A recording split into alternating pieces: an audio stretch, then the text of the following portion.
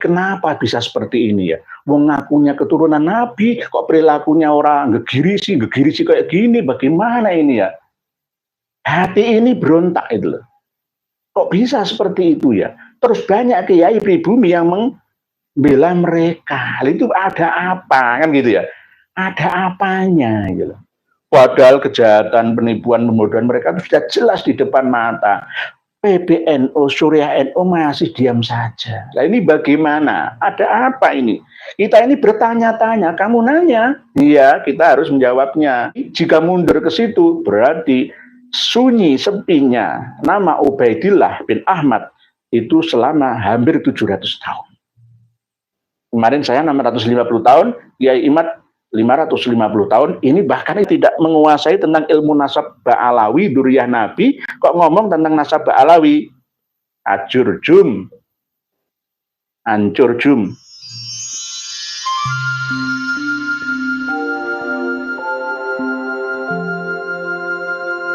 Pak Beni hebat. Pertanyaan Roisam terbalik. Seharusnya ada apa ya dengan para habib, kok tidak bisa membuktiin silsilahnya dan tidak berani tes DNA. Janganlah menyerang yang meneliti nasab habib top. Pak Beni hebat. Harusnya begitu. Mafhum mukhalafah dari apa yang beliau sampaikan itu. Pemahaman terbaliknya. Kenapa yo?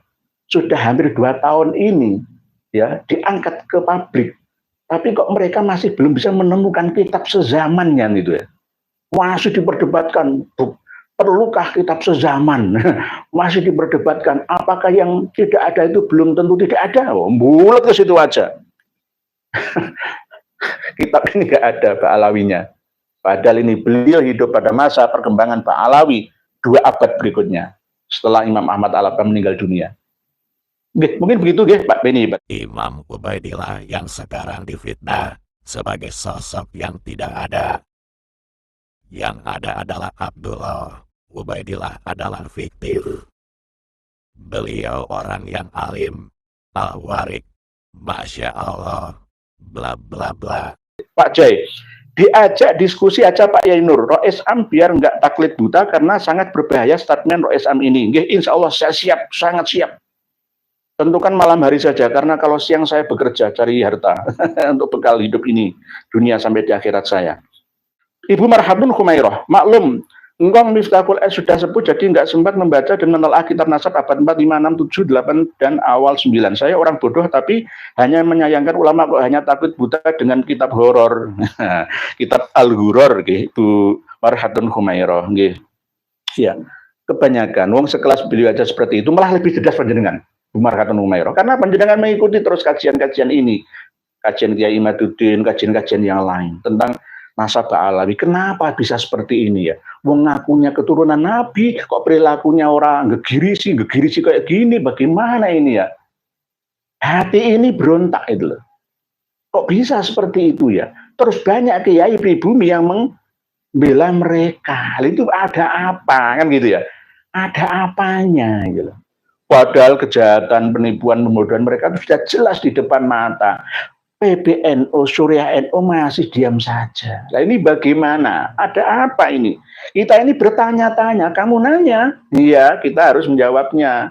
Kalau mereka nggak menjawab, saya yang menjawabnya seperti yang telah saya sampaikan beberapa episode ya di channel ini. Mungkin begitu nggih, Bu Marhamun Khumairah. Abad 4, 5, 6, 7, 8 dan sampai 9, 700 tahun. Ada yang mengatakan bahwa Syekh Muhammad As-Samarqandi Al-Madani itu, ada yang mengatakan dalam satu kitab itu wafatnya tahun 1045 Hijriah. Berarti jika mundur ke situ, berarti sunyi sepinya nama Ubaidillah bin Ahmad itu selama hampir 700 tahun. Kemarin saya 650 tahun, Kiai Imad 550 tahun, ini bahkan bisa mundur lagi. Bisa 700 tahun sunyi. Jenengan pikirlah, 700 tahun nggak ada surah wal istifadhah, nggak ada kabar berita apapun, tiba-tiba di surah wal istifadhah kan di abad-abad setelahnya menyantol ke nasab yang mulia ini. Bagaimana ini? Coba bayangkan. Sama seperti saya analogikan Prabu Hayam Wuruk itu hidup 650 tahun yang lalu. Sekarang ini saya membuat nasab sendiri. Tak sambungkan, tak cangkokkan, saya ini keturunan Prabu Hayam Wuruk yang ke-36. Jangan percaya? Nggak percaya. Walaupun saya itu buat silsilah nasab yang menurut saya itu sahih. Sahih saya. Nggak bisa. Kitab Hurur itu dijadikan sebagai pegangan utama untuk mensahkan nasab Ba'alawi. Nggak bisa. Nggak bisa. Mungkin Pak Kiai Haji Miftahul Akhyar tentang ini kurang menguasai karena tidak bidangnya dan tidak memiliki datanya. Saya tidak sombong, lebih banyak data saya daripada beliau.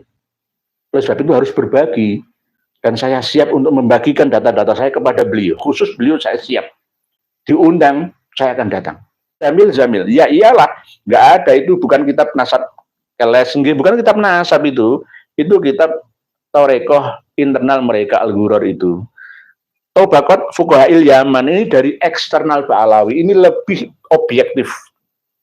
Jenengan harus memiliki kitab ini.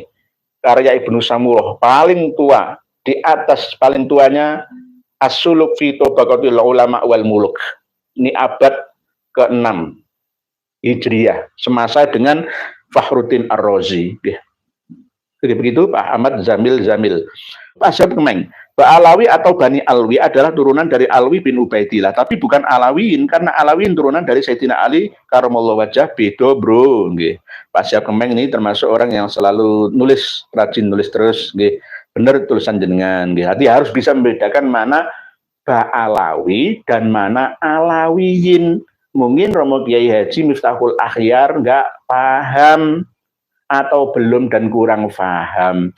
Kalau Said Murtado Az-Zabidi itu Alawiyin, bagian dari Alawin, salah satu dari Alawiyin keturunan Sayyidina Ali, dari Said Husain bin Ali bin Abi Thalib. Tapi bukan Ba'alawi, beda dengan Alawiyin, beda. Begitu bro. Siap Kemeng. Berikutnya Pak Syekh Markatin, Jember, subhanallah. Kiai Haji Miftahul Akhyar yang saya kagumi dan takzimi, saya sangat kecewa ternyata jadi taklid buta sama dengan Muhyiddin. Ngapunten, belajar kitab nasab dulu, jangan tergesa-gesa ambil keputusan. Sudah saya siapkan Pak Yai Syekh Markatin kitab-kitabnya, jika pinjem lah nggak apa-apa Pak Yai Miftahul Akhyar, pinjem kitab saya dulu. Saya pinjemi kok. Nggak usah beli dulu, saya pinjemi. Nanti jangan baca-baca. Insya Allah karena jangan ahlinya cukup 3 hari menguasai, insya Allah. Menguasai. Kalau kurang lengkap ya nanti saya punya teman yang ada di Yaman sana, saya kontak langsung dikasih ilmu-ilmu pengetahuan terbaru tentang nasab Ba'alawi yang ada di sana. Bayi XL taklid budaya ini bagi orang yang awam, tapi sebagai orang alim tidak cocok Yai. Tapi aku mohon jangan mempengaruhi orang-orang awam kayak saya Yai. Aku mohon Kiai Nur terus memberi pencerahan. Kalau sekelas ulama Yai yang ya mempunyai nama terkenal itu, taklid Buddha itu tidak boleh. Tapi kalau sekelas panjenengan, mungkin sekelas saya taklid Buddha itu boleh, terserah saya. Saya ini orang enggak punya nama, ya kan, istilahnya begitu. Tapi kalau punya nama sekelas Kiai Haji Yahya Khalil Sakuf, Menteri Agama Khalil Yakut Komas, Gus Najih, Buya Yahya, Gus Idrus Romli, ya. Terus misalkan Gus-Gus yang lain, kok taklid Buddha yang enggak boleh. Nggak boleh. Harus tahu dulu sebelum memutuskan, menimbang, mengingat, membaca dulu baru memutuskan. Al-Fakir Channel. Yang sayang Yai Miftahul Akhyar kok sampai ngendiko tesis sebagai fitnah, waduh, memang kita sayangkan. Beliau mungkin nggak sengaja atau mungkin dibalik kalam beliau yang ngendiko seperti itu ada niat supaya menarik ya anak-anak muda untuk mempelajarinya, atau respon kita bagaimana, mungkin menantang kita, responnya seperti apa ya. Kami tetap menghormati beliau kiai saya, sesepuh saya, tapi harusnya beliau juga bertanya kepada santrinya, kepada orang yang ada di bawahnya. Itu namanya bijaksana kalau belum mengetahuinya. Berikutnya Bapak Eko Junaidi, penelitian dianggap benci, nggak masuk akal. Sekelas SNU saja sudah bisa lagi berpikir saintifik. Nasab Ba'alawi sudah fix bukan duriat Nabi, apalagi Ahlul Bait. Framing nggak masuk, sering dilontarkan. Kadang-kadang itu serangan framing gitu. Framing di medsos, framing ke jamaah-jamaah yang lain yang mendengarkan itu loh, gonjang-ganjing, nggak jelas itu. Pengikut mereka yang menghadiri acara itu dia cukup banyak lah. Sekeras itu atau kau itu ngomong gitu, seminut manut kue lah, manut pengasuh pondok pesantren inilah, nggak neko-neko lah. Wah, orang kita kan seperti itu nantinya. Ya salah siapa? Tokohnya. Karena dia jadi panutan orang banyak. Lebih banyak dosanya orang yang menjadi panutan orang banyak daripada orang yang biasa tidak menjadi panutan orang banyak. Semakin banyak makmumnya, semakin dosa dia salah. Gitu. Bapak Eko Junaidi, ketika tesis Kiai Haji Madudin Usman dijawab dengan framing nggak masuk akal, framing tersebut berbunyi benci dan fitnah, bukan lagi dijawab secara ilmiah. Lah inilah orang yang tidak mengedepankan ilmu. Ilmu itu sebenarnya di atas segalanya. Ilmu pengetahuan yang bisa merubah peradaban itu adalah ilmu. Jadi ilmu itu harus didahulukan. Kalau kita nggak punya data keilmuan, ya benar itu fitnah. Tapi kalau ada data faktanya, referensinya, maka itu bukan fitnah. Dan harus dicari oleh semuanya, dipelajari di semua pondok pesantren dan perguruan tinggi. Adakan seminar-seminar, kajian-kajian. Bukunya Kiai Haji Madudin Usman sudah beredar. Cari, monggo. Ibu Juliana, anaknya mondok di Habib Umar bin Hafid Karim Darul Mustafa nggih. Bukan berarti jadi alasan untuk mensahkan nasabah Alawi. Nek carane ngene, nggak bahaya tai. Nah, ini.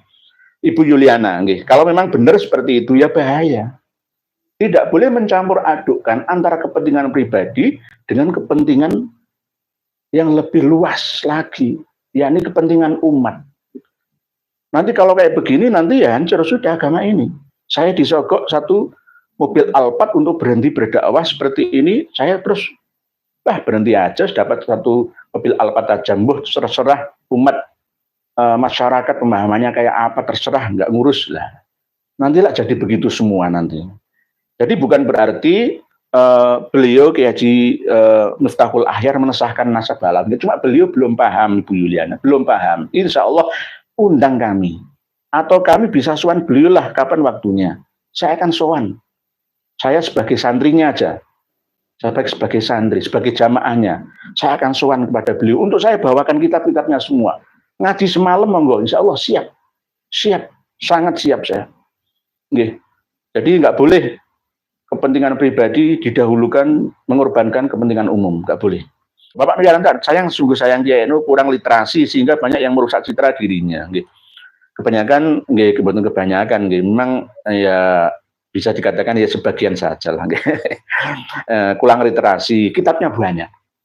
Kalau saya silaturahmi ke teman-teman pengasuh pondok pesantren itu dipamerkan itu kitabnya. Di belakangnya itu lemari panjang, kitabnya ada. Kitabnya itu ada puluhan ribu itu, koleksi saja. Di dalam kitab itu nggak bisa membuat drone yang bisa mengangkat barang 100 kg. Manfaatnya di mana? Manfaatnya di mana? Untuk dunia dan akhiratnya. Tidak hanya akhiratnya saja. Semakin dibuka kitab-kitab itu, semakin banyak khilafiyah, pertentangan, permusuhan. Ya enggak semuanya, nanti dipelesetkan lagi. Ya oke, kitab-kitabnya banyak nggak apa-apa, tapi manfaatnya lebih banyak yang nyata di masyarakat kita. Islam itu kan mudah, Islam, iman, ihsan. Kan itu dok. Kan itu dok intinya. Ya kan? Selebihnya fokuskan ke dunia kita. Walatan sanasi bakaminat dunia agar kita tidak tertinggal jauh peradaban kita dan negara-negara maju lainnya. Gaza, Palestina aja bisa memproduksi rudal jarak jauh, ya, bisa memproduksi drone perang jarak jauh sekarang nggak sama seperti dulu. Lah kita ini malah tambah layah-layah aja. Sumber daya manusia kita harus dibenahi lagi. Oke, mungkin berikutnya Pak Suhud Sam, derek ngasiai perlu disuani biar segera tuntas polemik nasab ini. Karena memang ketika Habaib Sowan itu punya energi kayak setrum kelas tinggi. Jadi ada energi resonansi frekuensi yang berbeda, orang itu bisa minder. Jadi biasa berubah pikirannya itu, heran lah itu. Angger disuwani Habib bisa berubah itu, heran lah. Disuwani Habib, dicium tangannya, dirangkul, diceblok, plok, itu langsung berubah. Mindsetnya itu berubah, heran lah. Saudara saya Jam'an Nur Khotib itu setelah ketemu dengan Habib Umar bin Hafid itu tuh langsung melihat Kanjeng Nabi. Kanjeng Nabi duduk di sofa. Kanjeng Nabi duduk di kamar saya. Heran saya itu kadang, heran aku. Bisa heran aku.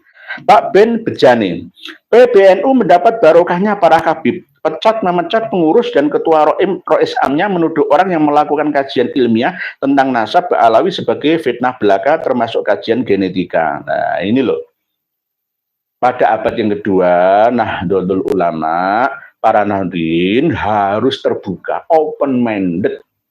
Ini sudah pernah mengkaji Bahsul Masail tentang artificial intelligence, AI. Semua itu sudah canggih.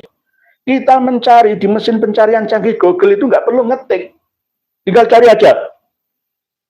Haji Miftahul Ahyar pernah disewani Habib Umar bin Hafid dari Darul Mustafa Tarim Hadramaut Yaman. Tampil. Begitu juga ini. Semuanya mungkin beberapa tahun lagi. Kita mau minta gambar rumah apa. Tinggal ngomong aja, langsung tampil. Denahnya, semuanya lengkap. Biayanya berapa? Ambil langsung. Nominalnya berapa? Ini zamannya sudah AI, artificial intelligence. Kok masih tertinggal jauh kita karena katanya abad kedua. Abad kedua. Jadi yang bener jenengan ini Pak Ben Bejani. Bener panjenengan nggih. Jangan malah justru kami dituduh sebagai tukang fitnah. Tukang fitnah itu kalau nggak ada datanya, buktinya, kitabnya. Saya nggak berani fitnah itu asyaddu minal qatl ya. Dosanya nggak hanya dosa dunia ya. Untungnya apa coba kalau misalkan saya fitnah para habib, untungnya apa? Nggak ada untungnya, malah ruginya banyak. Dunia sampai di akhirat saya. Ya. Ada datanya, ada buktinya. Gitu. Mungkin begitu nggih Pak Ben Bejani. Bapak, seklipit itu adalah ciri khas orang yang dituakan tetapi takut menghadapi personal nggih. Ya mungkin untuk ngedem-ngedem nggih Pak Yai Si Kiplit. Mungkin untuk ngedem-ngedem suasana, tapi jangan dikatakan fitnah lah. Fitnah itu cukup merendahkan saya dan teman-teman saya. Berjuang dikatakan fitnah. Kalau fitnah itu nggak ada datanya, itu fitnah. Gitu loh. Kalau hanya dengan modal kitab Al-Ghuror abad 10, ya kitab Samsud Dairah abad 14, 13, 14, kitab As-Suluk itu nggak mencantumkan, nggak ada. Itu abad paling tua, ya abad 8 ya, tapi nggak ada. Jadi terus Murtado Az-Zabidi abad 13, abad 12, nggak bisa. Gus Baha, Gus pondok pesantren semua lah. Minta bantuan ke saya bantu untuk mendapatkan kitabnya. Kalau manuskripnya nomor 2, kitabnya aja dulu. Manuskripnya itu sulit, nggak semua orang punya. Gitu. Manuskrip kuno, ya itu jarang orang bisa mengaksesnya. Kitabnya aja dulu. Ibu Zain Zeta, Assalam Yai. Yai, kenapa sejarah berdirinya NU kok simpang siur? Saya baca di surat kepada Anjing Hitam, biografi Kiai Khalil, video-video Kiai Ali dari Maduran, Kiai Asad bertolak belakang dengan versi dari Habaib. Nah, para Habib itu mencoba untuk mau merubah sejarah, Mbak atau Ibu Zain Zeta. Jangan kan lihat sendiri video-video mereka itu. NU dan Muhammadiyah itu bisa berdiri karena ada jasa dari Habaib. Jelas kan? Bahkan yang paling fatal, Faizal As-Segaf itu menghina Hadratus Syekh Kiai Haji Hasyim Asy'ari. Hadratus Syekh Kiai Haji Hasyim Asy'ari itu apa? Jelas, marga As-Segaf. Mana yang bisa bersuara? NU dihina diam saja. Sejarah NU mau diselewengkan malah tambah saja. Di mana giroh kalian wahai pengurus struktural NU? Waduh, disayangkan, sangat-sangat disayangkan. Berikutnya, begitu Pak Zain, Ibu Zain Zeta. Pak Zainal Rahmat, pengurus PBNU sudah dalam zona nyaman dan aman, sama-sama mendapat kemuliaan dengan para Ba'alawi, meskipun mereka tahu kebenaran tidak akan pernah mengakui kebenaran itu. Pak Zainal Rahmat, memang leres, nopo ingkang panjenengan sampai akan. Mereka senang pada zona yang aman. Demi umat dan masyarakat itu di nomor berapakan. Jadi mereka itu diam-diam saja karena mungkin tidak punya datanya. Lah mau ngomong apa nggak ada datanya. Lah kalau mau mereka kepingin beli kitabnya, referensinya, bukti manuskripnya mana, ya share dengan kami. Tanyalah, malu bertanya sesat di jalan. Tidak ada orang yang lebih dari segalanya sekarang ini. Orang akan tajam pada bidangnya dan akan tumbul selain bidangnya. Saya pun ketika dengan Pak Zainal Rahmat mesti tumbul. Pak Zainal Rahmat ini ahli dalam hal IT misalkan. Saya bodoh dan saya harus mengakui dan saya harus bertanya kepada Pak Zainal Rahmat tentang IT. Jangan, oh nggak bisa seperti itu. Saya punya teman profesor, komputernya error, goro-goro kabel powernya nggak nancep itu aja, bingung dia, padahal profesor. Perlu saya, akhirnya saya tancapkan, ini Pak Prof, sudah selesai. Cuma gitu aja, iya, sepele kan? Serahkan pada bidangnya. Idza wusidal amru ila ghairi ahlihi ya fantadiris sa'ah. Kalau tidak pada bidangnya tidak menguasai tentang ilmu nasab Ba'alawi, duriyah Nabi, kok ngomong tentang nasab Ba'alawi, ajur jum, hancur jum. Begitu berikutnya, Bapak Asep Saifullah, NU sudah digerogoti dari dalam, struktural pimpinan tertinggi lagi, terus perjuangkan kebenaran ini Kiai, walaupun rintangannya PBNU sekalipun. Dalam setiap perjuangan itu pasti ada tantangan dan rintangan Pak Asep Saifullah. Saya itu nggak ada untungnya, saya sering dicelado orang. Maunya apa? Urusi diri kamu sendiri dan keluarga saja lah cukup, kenapa ngurusi nasab orang lain? Saya jawabnya ya gampang. Bukan nasab orang lain, nasib umat yang lain. Generasi umat Islam yang akan datang. Sejarah dipalsukan, makam dipalsukan. Makam bisa difotokopi, 1 jadi 2 jadi 3. Terus kiai dihinakan, masyarakat dibodohkan. Bagaimana? Terus ulama-ulama disogok diam. Bagaimana? Tanyakan pada hati kita, istafti kolbak, tanyakan pada hatimu. Kalau hatimu masih merasa itu benar dan nyaman, oh berarti perlu dipertanyakan. Hatimu masih ada penyakit kalau begitu. Mungkin begitu Pak Saifullah. Ibu Mu'arufah, PBNU terkontaminasi penguasa. Lah inilah. Memang politik itu bisa masuk dalam semua lini, termasuk agama, organisasi, semua bisa dimasuki. Oleh sebab itu bagi yang benar-benar mengerti ya, yang waspada seperti Romo Haji Hasyim Asy'ari, itu orang yang dirayu oleh Jepang, dirayu oleh Belanda, nggak mempan. Beliau itu orang yang sangat waspada, tidak hanya alim tapi alamah. Saya merindukan seperti beliau itu.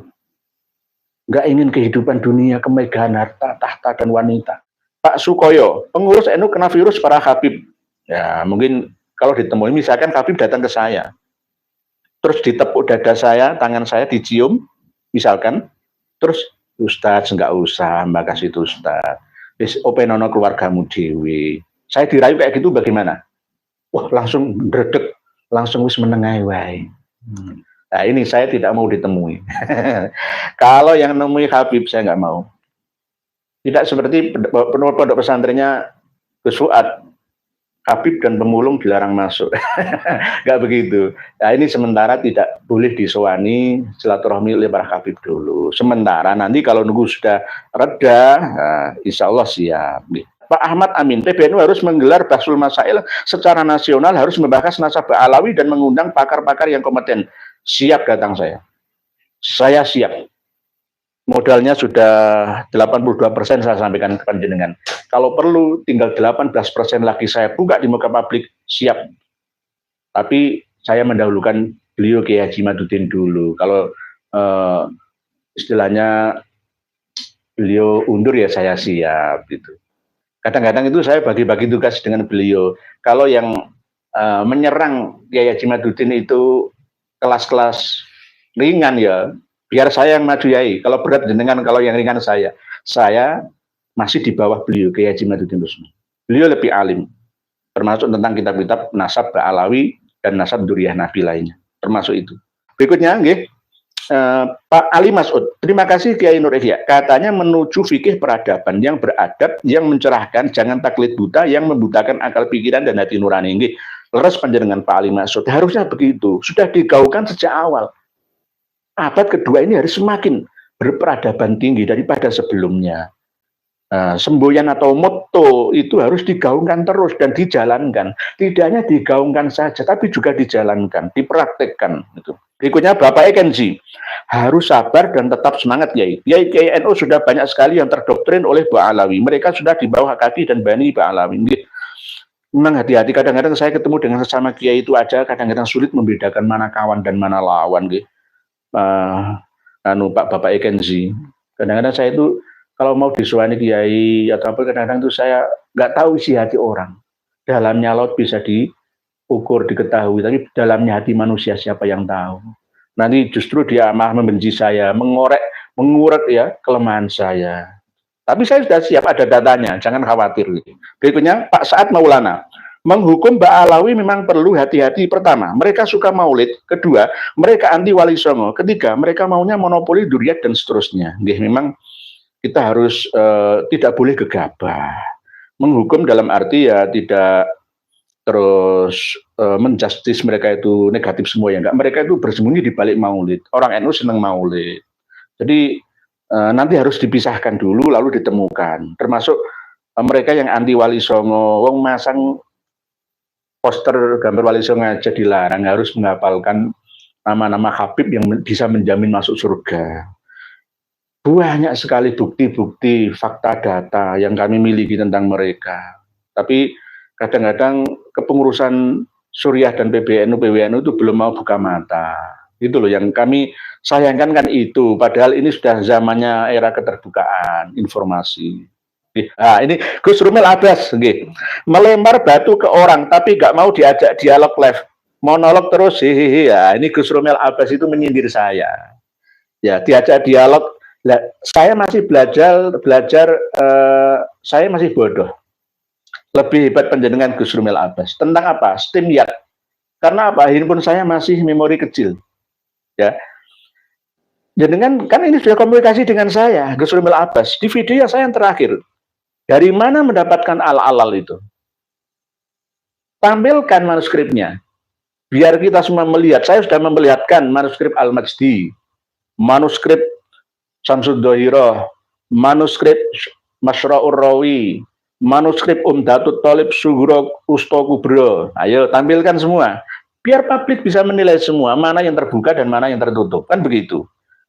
Jadi monolog terus menurut panjenengan, tapi menurut orang lain tidak monolog. Nah, tidak monolog. Ya nanti bisa kita adakan diskusi. Saya kan monggo ke Surabaya, ke studio saya ini. Kita ngopi-ngopi lah. Kita ngerokok-ngerokok, nggak apa-apa, saya nggak ngerokok, ngopi, tapi jenengan aja yang ngerokok dan ngopi. Nggak apa-apa, ayo dialog. Ya, dialog. Yang penting yang sudah saya pesan, kita harus mengedepankan kejujuran dan kebenaran. Gitu. Saya itu juga kemana-mana, tidak terus diam di rumah saja. Jadi, jangan menilai orang itu dari luarnya saja. Jadi, melempar batu ke orang, tapi nggak mau diajak dialog live. Buktikan. Di video jenengan, saya akan nyimak, kirimkan ke channel kami, ya, manuskrip yang jenengan temukan. Jangan PHP, pemberi harapan palsu. Oke. Kalau benar katakan benar, yang kalau salah katakan salah. Sunyi 700 tahun, sunyi 650 tahun, sunyi 550 tahun. Bagaimana mau dibuat rame surah wal istifadhah?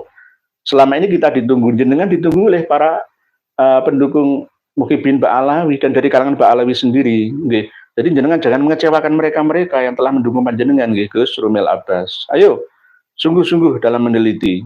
Insya Allah nanti ketemu manjada wajada. Masih ada waktu, nggih. Cuma yang al-alal itu sudah saya jawab penuh.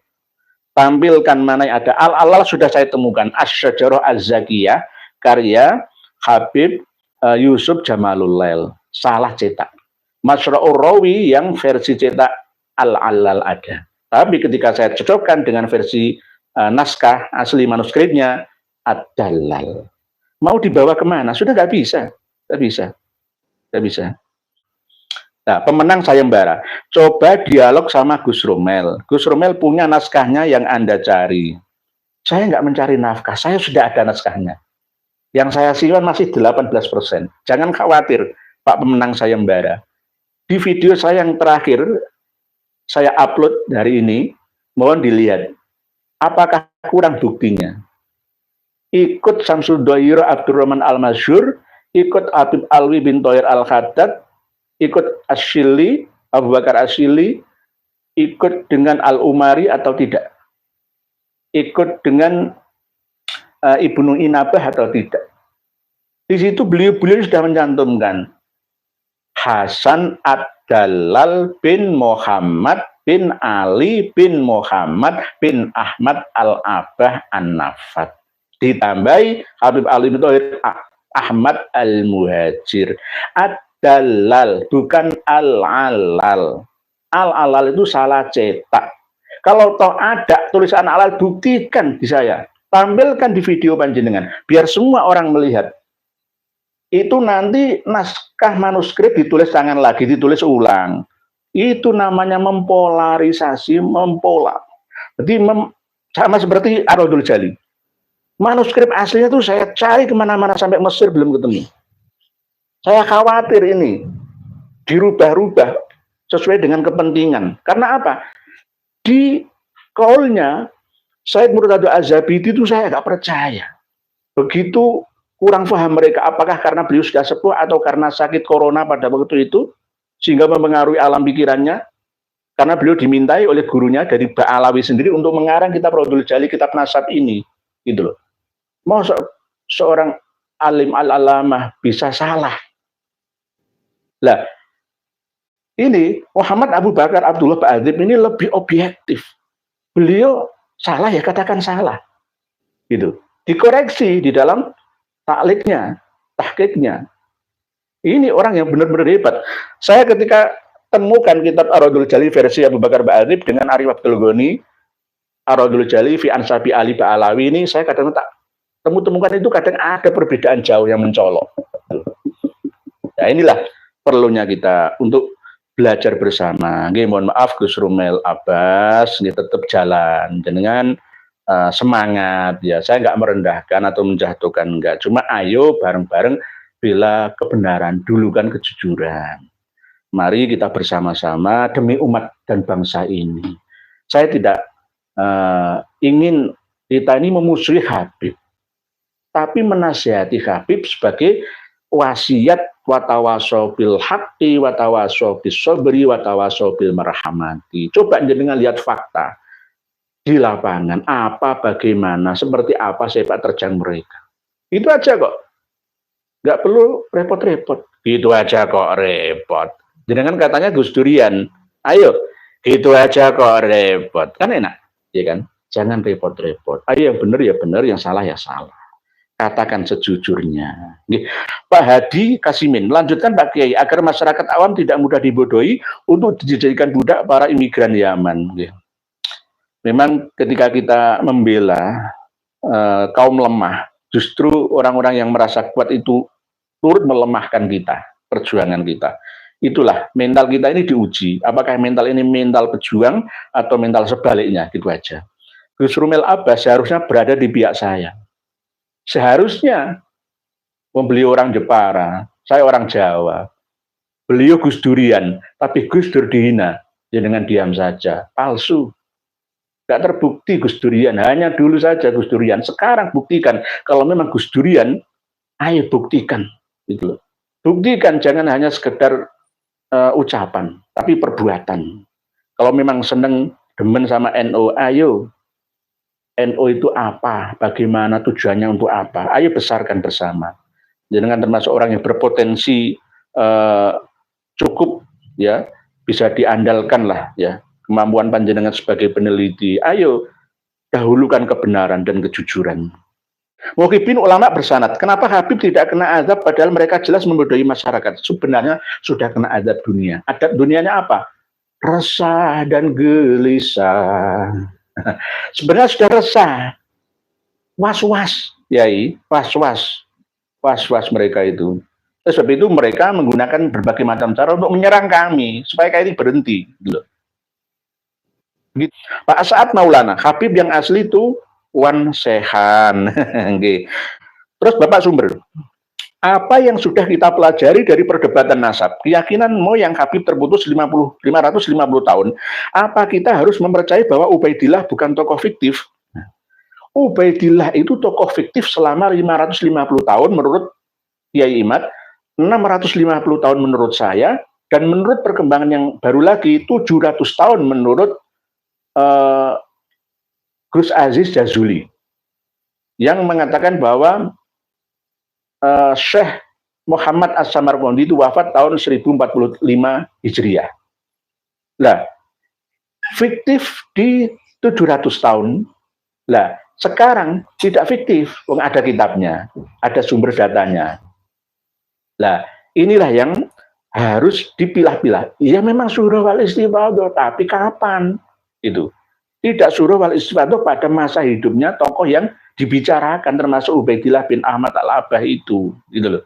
Jadi fiktif selama 700 tahun, fiktif selama 650 tahun, fiktif selama 550 tahun. Lah, surah terkenal wal istifadhah menyeluruh ya di zaman abad ke-10, 11, 12, 13, 14, 15, 600 tahun ini. Mungkin begitu Pak Sumber. Pak Sukoyo, Habib harus tes DNA, biar jelas, biar nggak ada dusta di antara kita. Wajib memang. Sudah kita sampaikan. Sudah kita sampaikan. Dan sudah ada buktinya.